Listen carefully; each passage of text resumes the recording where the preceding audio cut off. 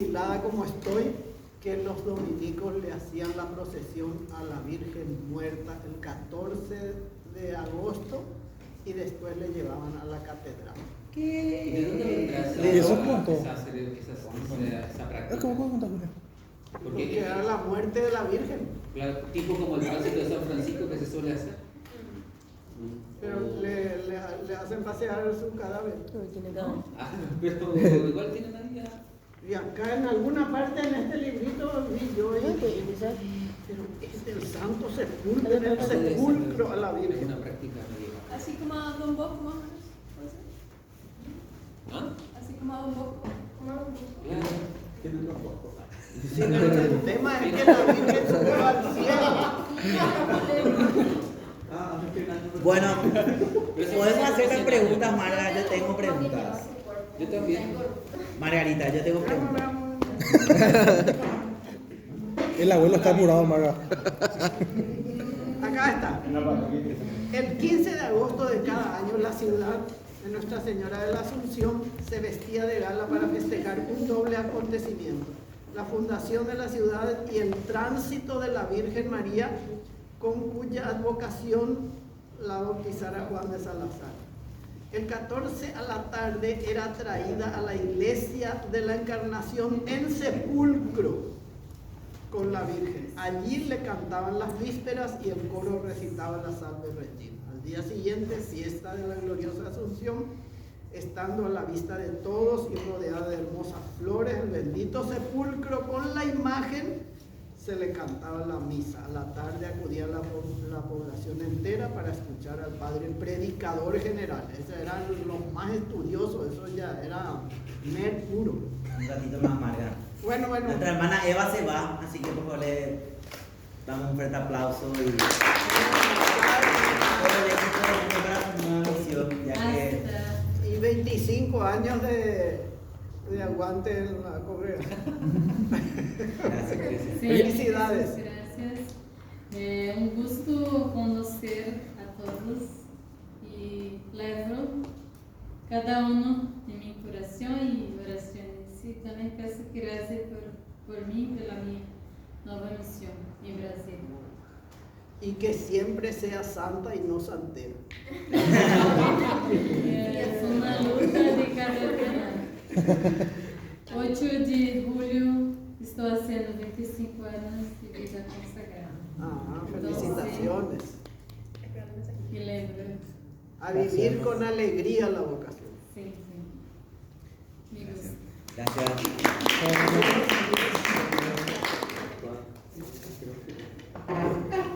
Un santo triste es un triste santo.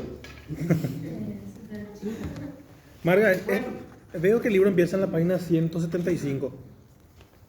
Sí, porque esto es como un anexo que hacen y dan a la autora Ah, ya. 50 por ahí. O sea que lo previo a este libro es otro tema.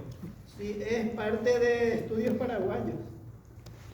Ah. Yo tengo una pregunta, Margarita. Acá está, de donde Sí. de la revista Estudios Paraguayos. Ya. Decía acá. Número 2 dice. Por eso, aparte, solamente esa parte. Sí, de la acá. autora. Yo tengo Sí. una pregunta. ¿Por qué de lo que nosotros conocemos hoy día como el Congreso, que era el primer convento de los dominicos, por qué el Estado decidió tomar para hacer ahí el Congreso? Y si es que se conserva todavía cierta parte de lo que era en aquel tiempo el convento. ¿Por qué digo esto? Pues yo me enteré un día que nosotros fuimos con amigos y hay una placa. Había. No sé si en aquel tiempo, decía el primer convento de los dominicos, Santa Catalina Mártir, de la época.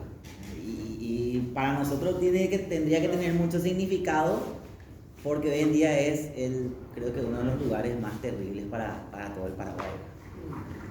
Bueno, borra todito eso. Hay que borrar, borrón y cuenta nueva. Borrar todo. Con las placas hubo un montón de fallas. Porque se ponía, por ejemplo, la casa donde fue del obispo Manuel Antonio Palacios.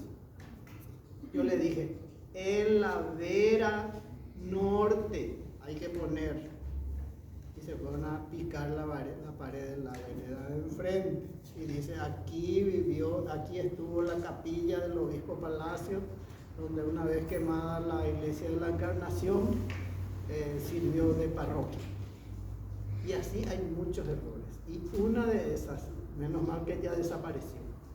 El lugar donde estuvo la iglesia de la iglesia mayor de la Encarnación, que luego fue convento de los dominicos, es ahora la Plaza Comuneros. En la Plaza Comunero Sí. es el primero. Donde está el plato volador era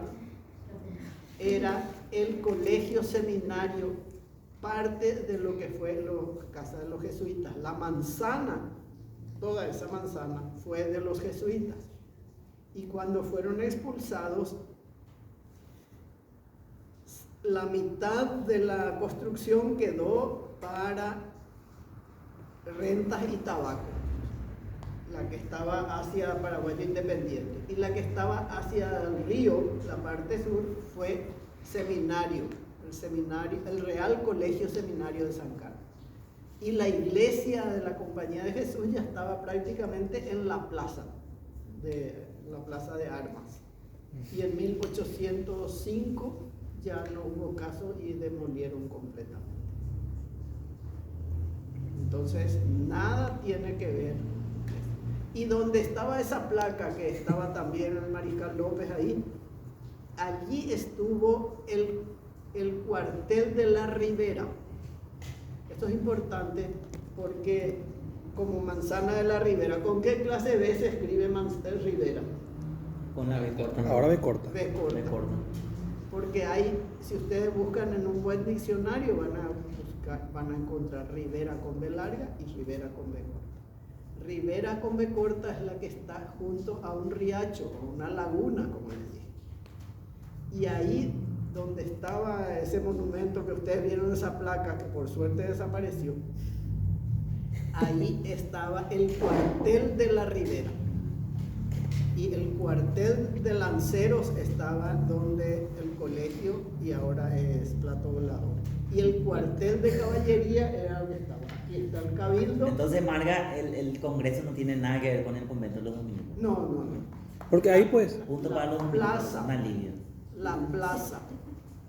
Dice, hay documentos donde dice claramente el lugar donde estuvo la casa fuerte, que era una casa de Vilucha, pero casa fuerte le llamaban cuando llegaron recién, y con empalizadas para evitar que invadieran los indígenas. Allí, junto a donde estaba la casa fuerte, se construyó la iglesia mayor de españoles, que cuando vinieron los dominicos le entregaron. Y ahí sería como que el primer convento de... Sí, y hasta 1824 estuvieron ahí. Y fue el barrio de la Encarnación, o el barrio de las Barcas, como le llamaban también, porque estaba cerca del puerto, el barrio más chuchi de Asunción.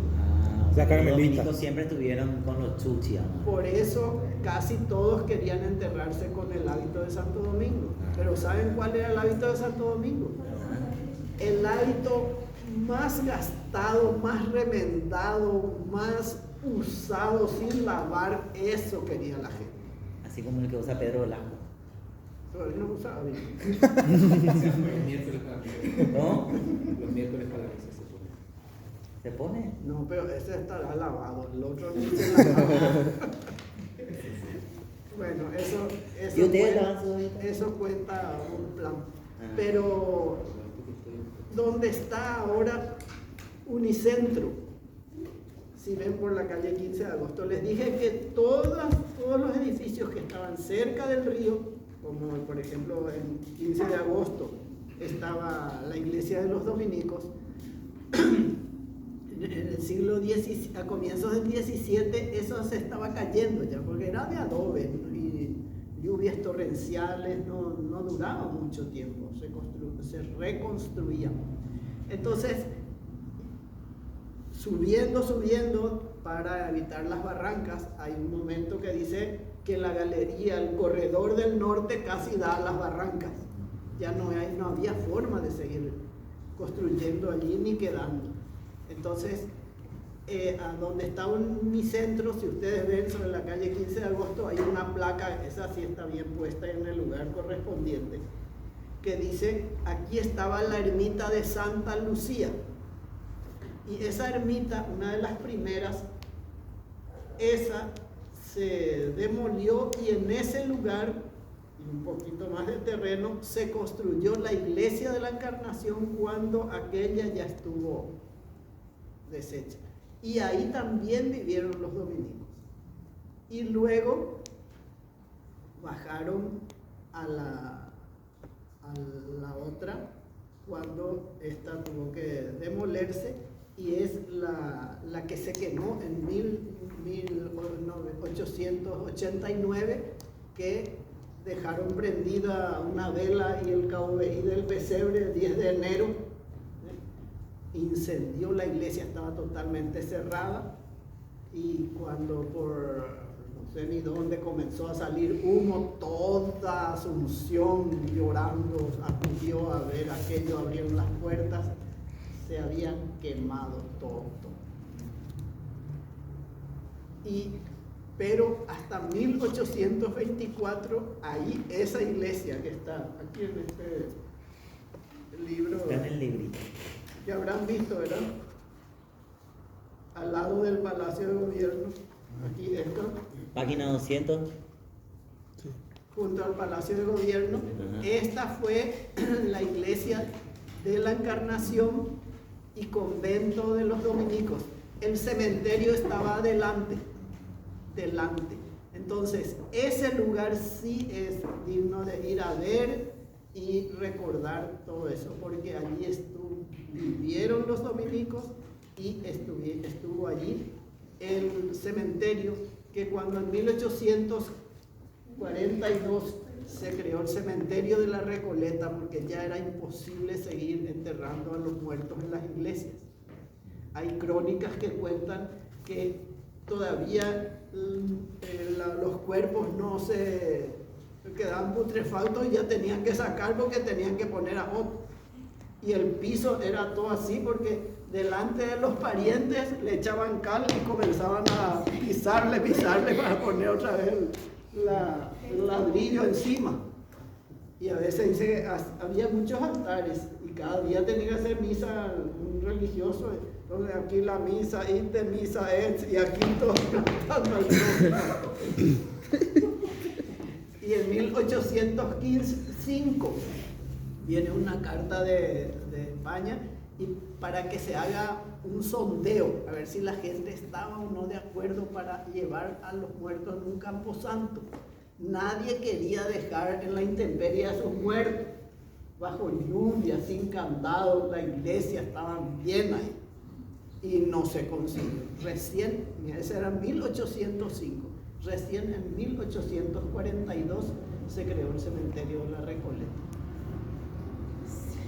Y después en cada parroquia, en cada pueblo también tuvo lo suyo. Y cuando y quedó el cementerio de la Encarnación, que estaba delante de la iglesia. Ahí parece, en alguna foto se ve así un cuadro donde se quedó para cementerio de párvulos. Los pequeñitos se enterraban ahí. Y después ya se prohibió que se enterraran allí, pero hubo una viruela y de nuevo se usó. Tengo 3 preguntas. 4 también. La iglesia de la Encarnación original, ¿el nombre viene por los frailes? Muy buena pregunta. Muy buena pregunta. Decir católico y decir español era una redundancia. Todos se fijaban por el calendario litúrgico. ¿Qué día es hoy? Llegaron 15 de agosto, pero traían la imagen de la Encarnación, de la Inmaculada Concepción. Sí, de la Encarnación. Entonces, nos iban a hacer y dijeron, ¿qué día es hoy? 15 de agosto, Asunción. Vamos a llamar Asunción, pero no, ¿Qué sabían ellos? No tenían ninguna imagen de la Asunción y tenían que hacer la capilla para españoles. Y por supuesto usaron a la imagen que tenía y fue la iglesia mayor de españoles de la Anunciación o Encarnación. Recién en 1741 llega de Nápoles la imagen de la Virgen de la Asunción. Y en las actas del Cabildo se nota muy bien la diferencia de cuando comienzan a hacerle celebrar a la Virgen de la Asunción. ¿Está? La otra pregunta es, si hay algún dato sobre quién fue el primer fraile paraguayo, cómo fue para entrar a la orden. Esteban Martínez se llama, búsquenle y van a encontrar el primer dominico paraguayo. Esteban ¿No era Martínez. Jorge? No, Esteban. Jorge después, en la segunda vuelta. Vos ya estabas. Sí, y ya que hablaste de, 2 segundos, pero de primero de la- Francisca Jesús Francisca Boca Negra. Boca Negra. ¿hay algún dato de cómo estaban organizadas las laicas y los laicos dominicos? ¿O era de pronto, yo iba a la iglesia, hablaba con un fraile y decía yo quiero ser, no sé, laico dominico, digamos, y listo? ¿O había algún tipo de organización? ¿Cómo era? No había cofradías, pero comunidades religiosas no.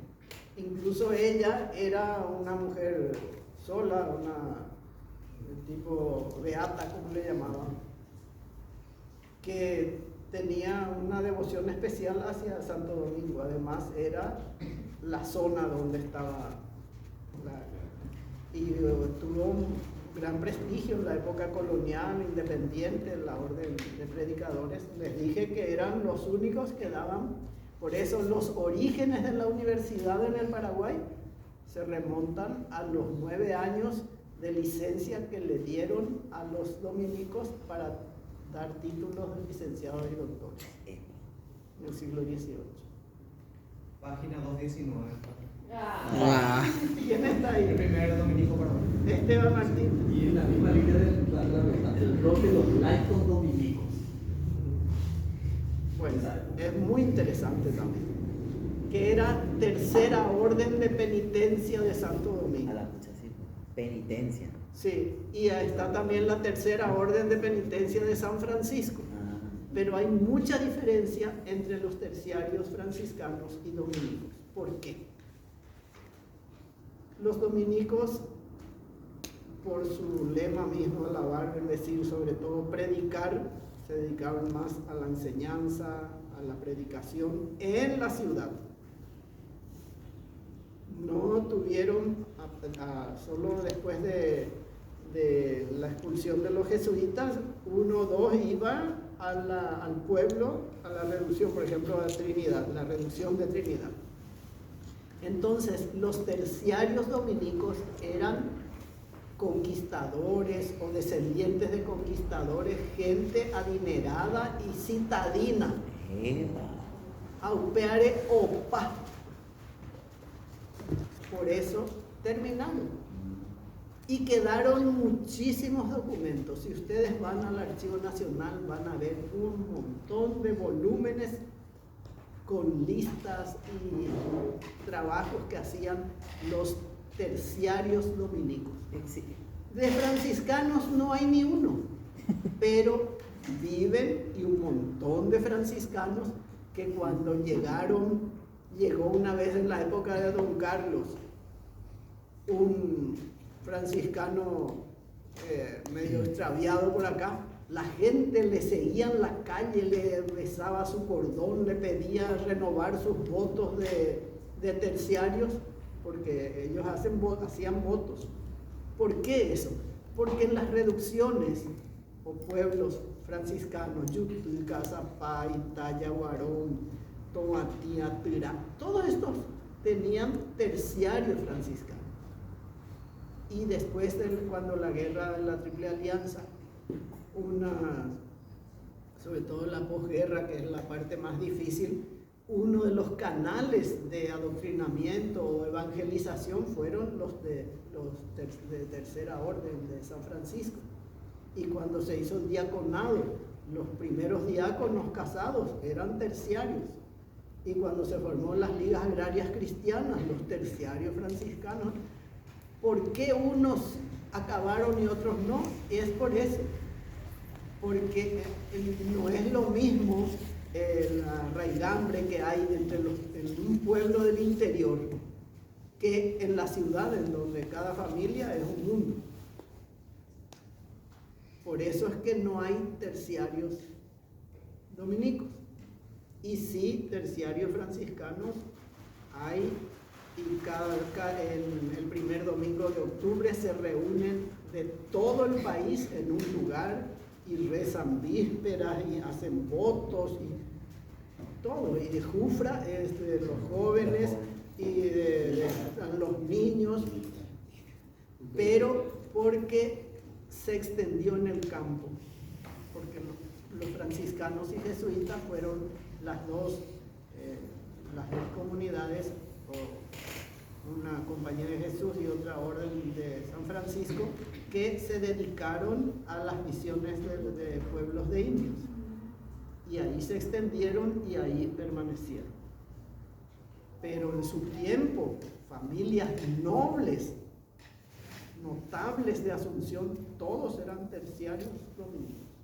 En Asunción no había, creo que, o muy pocos terciarios franciscanos en la época colonial. Habrá habido, pero más era en el campo donde estaban. Sí. Ser dominico es ser chuchi.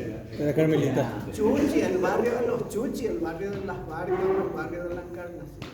Margarita, ¿y hay algún destacado, a un nombre De terciarios dominicos? ¿Cómo? ¿Algún destacado, alguien, no sé, sí, la familia de Echeverría. Está en la lista, hay, no sé si acá... ¿Existe, en serio? ¿Hay eso? Existe, así. Pasó una conferencia de prensa. Pero No. existe, o sea, existe una familia de terciarios dominicos que se hayan destacado en la historia del Panamá. Y Así sí, como esta familia Echeverría. es la gente chuchi de entonces.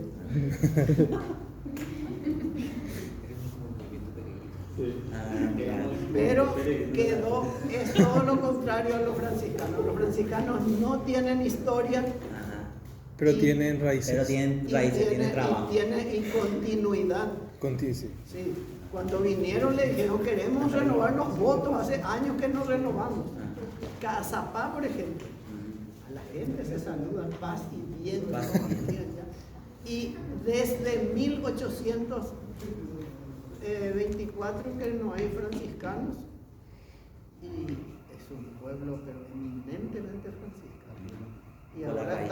yo estoy en la comisión que busca la canonización del primer mártir paraguayo de quien se tiene documentación histórica, que fue un guaireño, hijo de indígenas y de un inglés al servicio de España. Con 18 años vino como marino y estuvo en la fundación de Asunción, Juan Colman. Y el franciscano es Juan Bernal. Murió en un ritual antropofágico. Margarita, justo quería hacerte una pregunta sobre eso porque vi que estás en el proceso de canonización. Este franciscano al internarse, según tengo entendido, al internarse a la selva fue en busca de un dominico. Sí, exacto. Los dominicos y los jesuitas le dijeron a Bolaños, manda a Juan Bernardo, a Fray Juan Bernardo, que era lego, no podía ser país porque su mamá era indígena. No tenía que tener sangre negra ni indígena de primer grado. Su compañero de noviciado y de religiosos ya fue el nieto de Irala, pero este era nieto de una indígena, no era hijo de indígena, su abuela era. Entonces ese ya pudo ser país. Por eso le decía, historia es espacio y tiempo. Así era en la época. El mismo acá dice en el reglamento, tenía que tener 18 años para ingresar y no tener sangre negra ni indígena. No, a monte van a Muy dormir. exigente ya era, ¿no? ¿Por qué San Martín de Porres fue Negro. donado? Él se regaló como un paquete así cualquiera.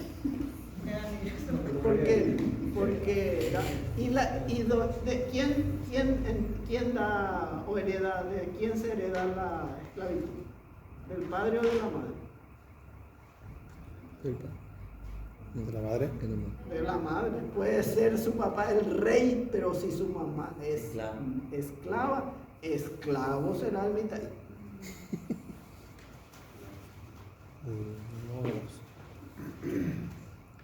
Otra pregunta. ¿A qué hora te Pregunta, vas? sí. ¿Sabe cuál va a ser la pregunta, Margarita? ¿A qué hora te vas? Ay, no. Vamos a ir cerrando. Tengo una pregunta así, súper, que es por ahí ahora me está... Súper chuchi como los Sí, terciarios dominicos. exactamente. En nuestra historia de revoluciones y demás, estuvieron los dominicos por ahí detrás, cuando llega a Francia, estuvieron, bueno, siempre el Estado y los religiosos tenían hasta hoy día esa cercanía. Los dominicos tenían de alguna u otra forma esa llegada con la gente del Estado paraguayo, ¿o no? Mara, respondiendo nomás, ¿verdad? O sea, tengo entendido que tenían representación parlamentaria. Los files. Hola. Bueno, parlamentaria no podemos llamar. Lo que había cada tanto eran congresos y eran congresistas. Los dominicos eran congresistas, ¿sabes? O sea, que estaban ligados al poder político, vamos a decir. Sí, participaban en los congresos. Pero todas las congregaciones, solo los dominicos, Mara. Y los más destacados. No era por ser. O sea, un presidente le podía pedir un consejo a un dominico o ellos tenían voz activa Cuando la independencia y cuando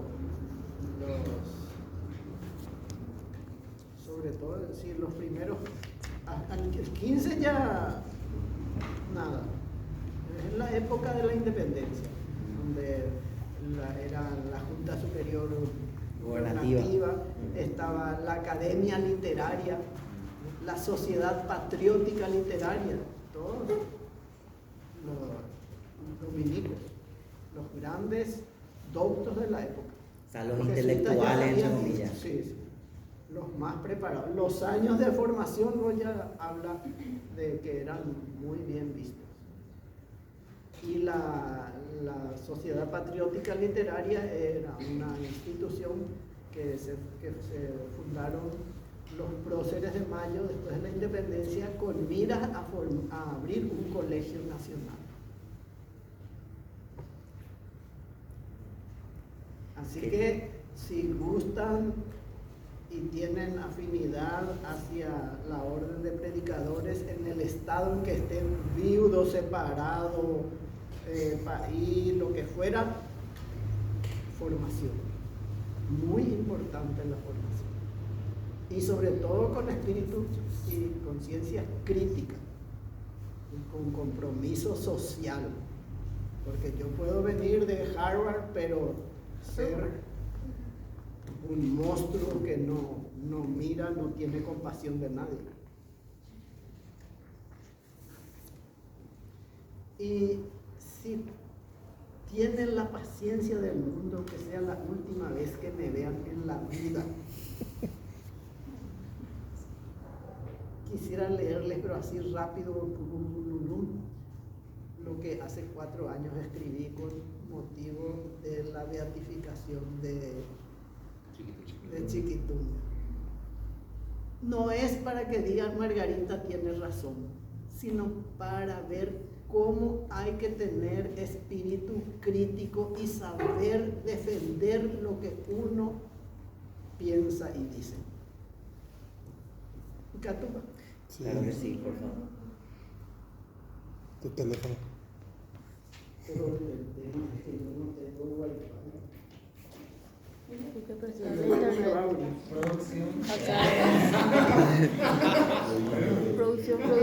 Espera que espera, Venía esperen. el Le compartimos internet. wifi. Acá está.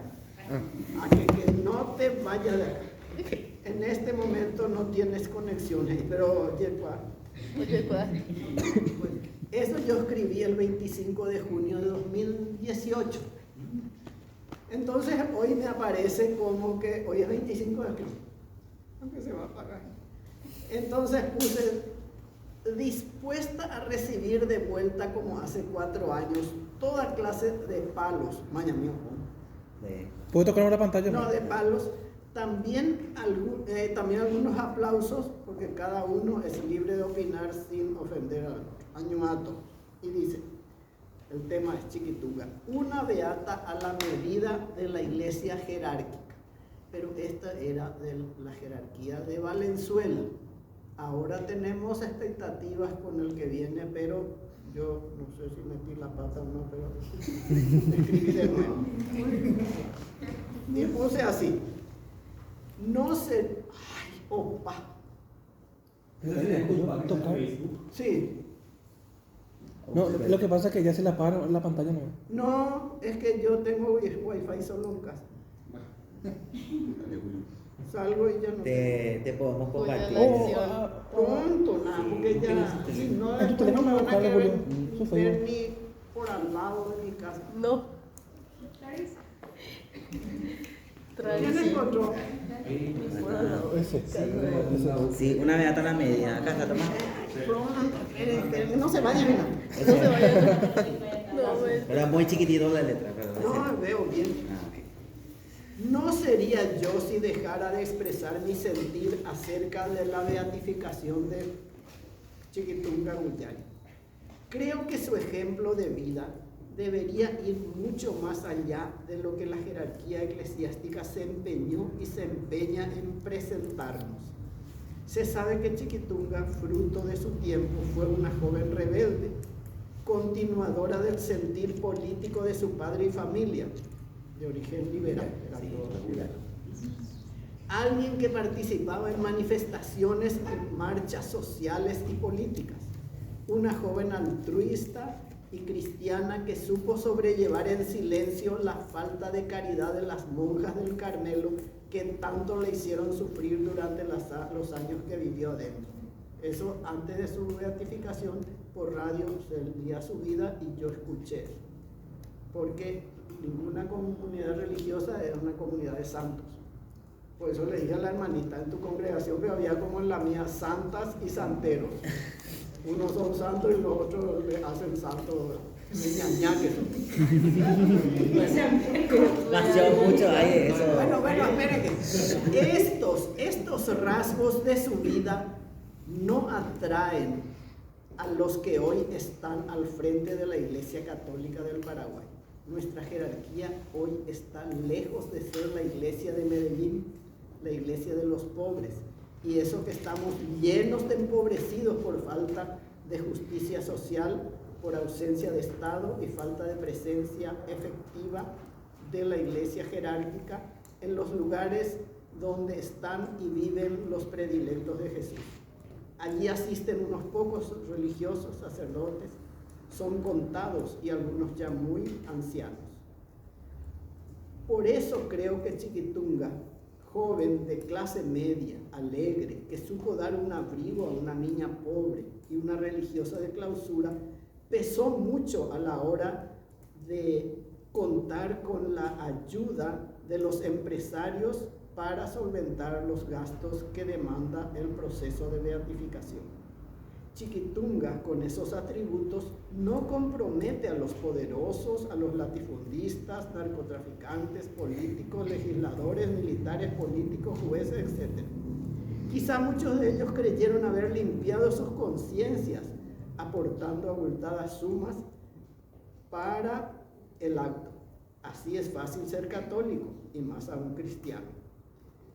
Hasta el presente resulta impensable que un mártir de las ligas agrarias cristianas, un sin tierra asesinado por alcanzar un pedazo de tierra para cultivarla, un luchador social, sea presentado en Roma como posible candidato a la santidad. alguna campesina, dirigente social que vivió para su comunidad, una Pancha Garmendia, joven valerosa y cristiana, que fue lanceada por orden del mariscal López por haberse plantado ante su poder y gloria, antes de manchar su honra y su castidad, alguna indígena madre, despojada de sus tierras por colonos y latifundistas. Estos no son candidatos potables, son santos sin corona, son los auténticos santos ante los ojos de Dios, de ese Dios que es Padre, que es Madre, que es Cristo, hecho uno de nosotros para enseñarnos con su ejemplo el camino a la santidad, que no es otra cosa que la sencillez, el deber cumplido y la entrega solidaria a los demás. El resto es boato, es consumismo, es adoctrinamiento, es adormecimiento de conciencia, es vanidad. En el acto de beatificación de Chiquitunga no estuvo Cristo porque no estuvieron ni tan solo representados sus predilectos. Ellos no participaron de nada.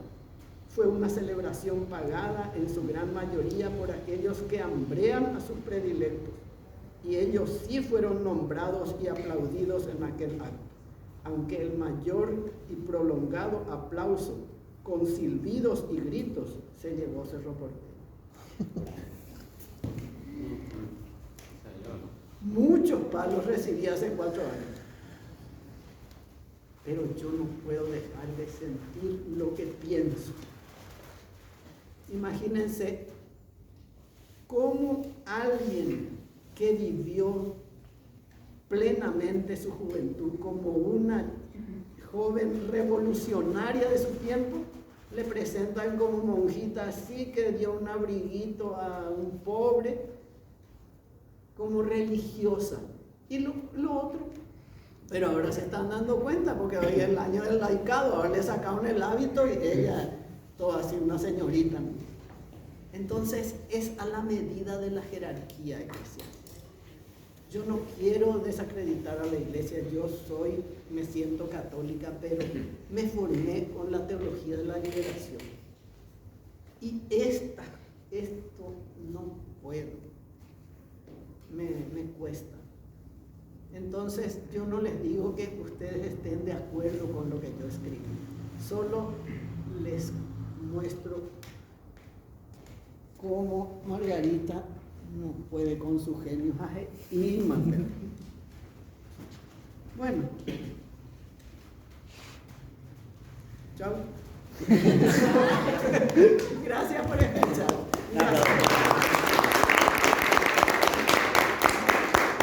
Hablo mal de Chiquitunga. La verdad que el bonus track estuvo pero muy fuerte. el enfoque que dieron es muy de beata, sí. Cuando que su lucha como joven del partido, lo que fuera, de la Acción Católica, en sus manifestaciones, de la Acción Católica en septiembre, sí. Y eso no cuenta, pero si contaba su lucha y su compromiso social, mucha gente no hubiera dado dinero, y ese Cerro Porteño lleno, eso no es gratis. No es 200 gratis. millones sale a abrir el Y ahí dijo Valenzuela fue nuestro peor arzobispo. Ay, bueno. Y ahora voy a borrar eso.